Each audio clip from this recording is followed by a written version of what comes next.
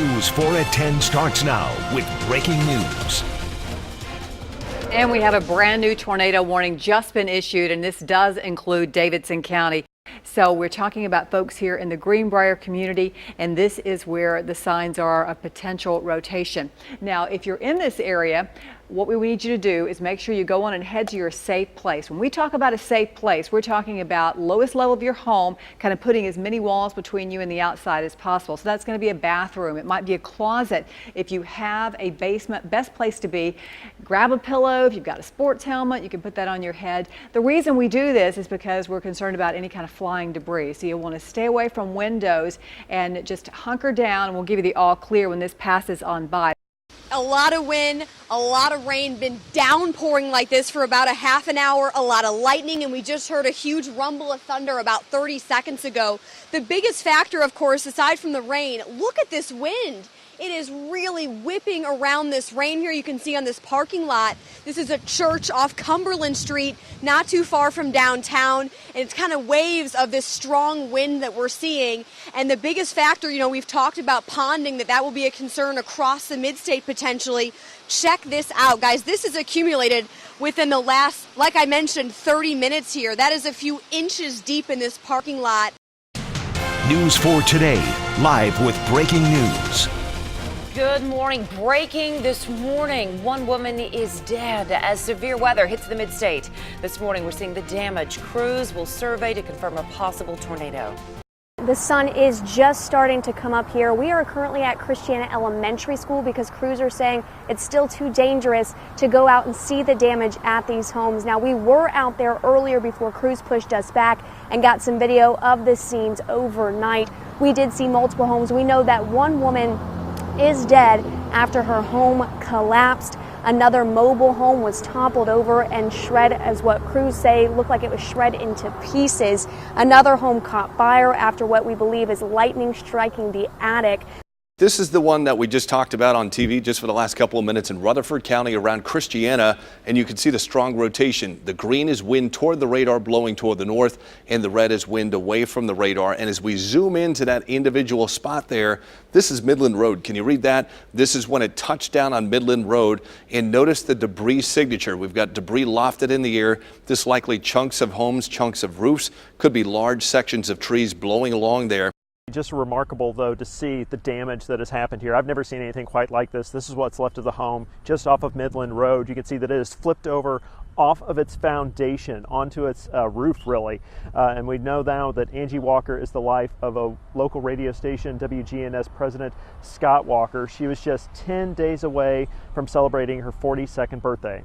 Here are some pictures from Franklin County, Tennessee. Look at the damage and debris. This is on Allred Road, Knights Church Road, and Penal Hill Road. Well, this is Williams Road in Christiana, and I want you to just see the true randomness of this over here. You just take a look right over there, and you can see this house that is completely untouched. You come back right over here, just a few feet away, and you can see this garage that has been completely leveled over here. And take a walk with us over here.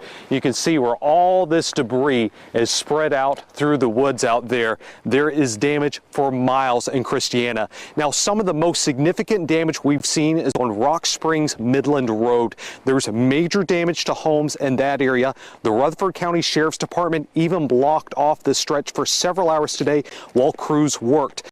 Certainly a busy night for Lisa and Dan last night, tracking well over a dozen tornado warnings. Radar exactly pinpointing an EF2 tornado in Christiana. Lisa zooms right into the streets where a confirmed tornado touched down. Take a listen to this. Let's get a little bit closer, see if we can see some of these roads, because I want people to know that are right underneath this. Look at that Jones Road.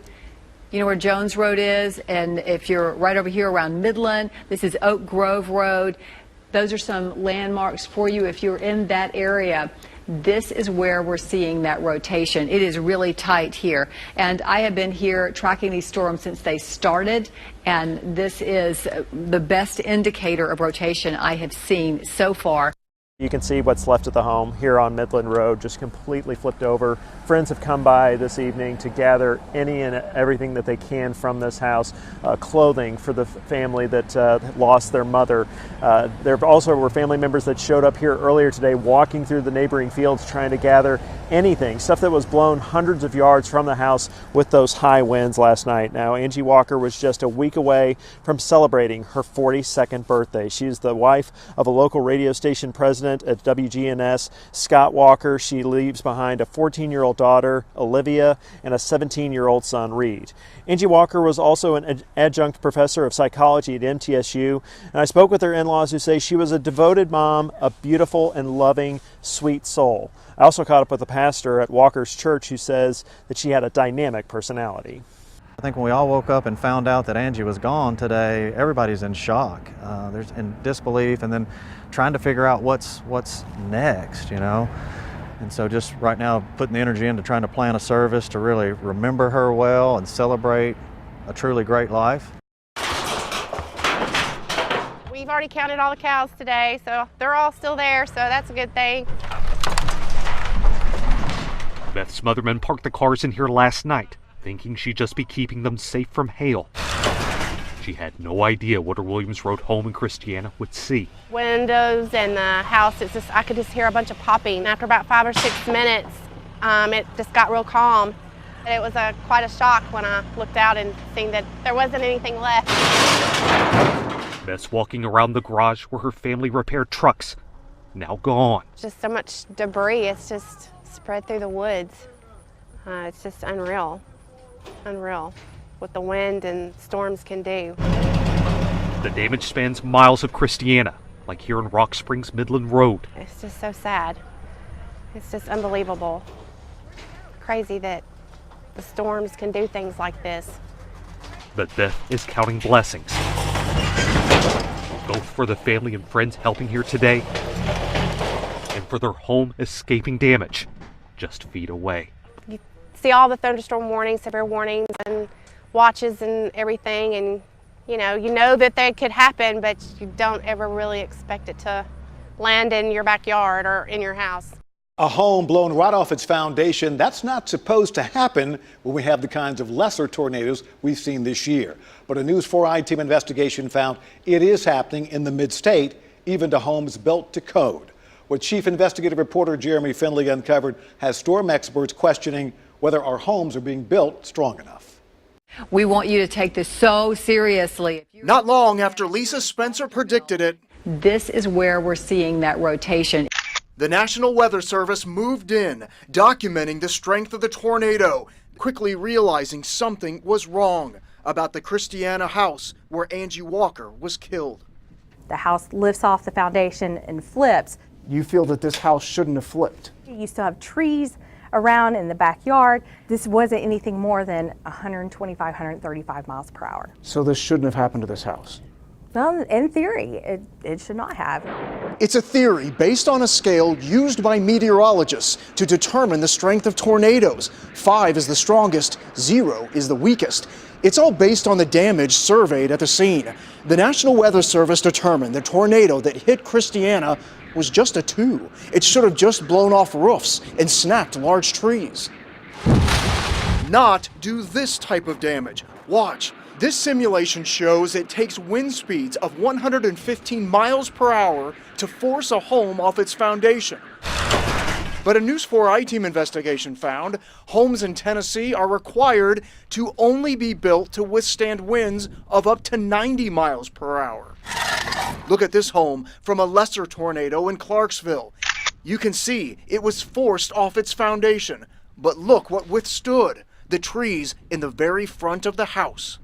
You've got trees standing right really close to a house that was completely devastated. Right. That didn't add up to you.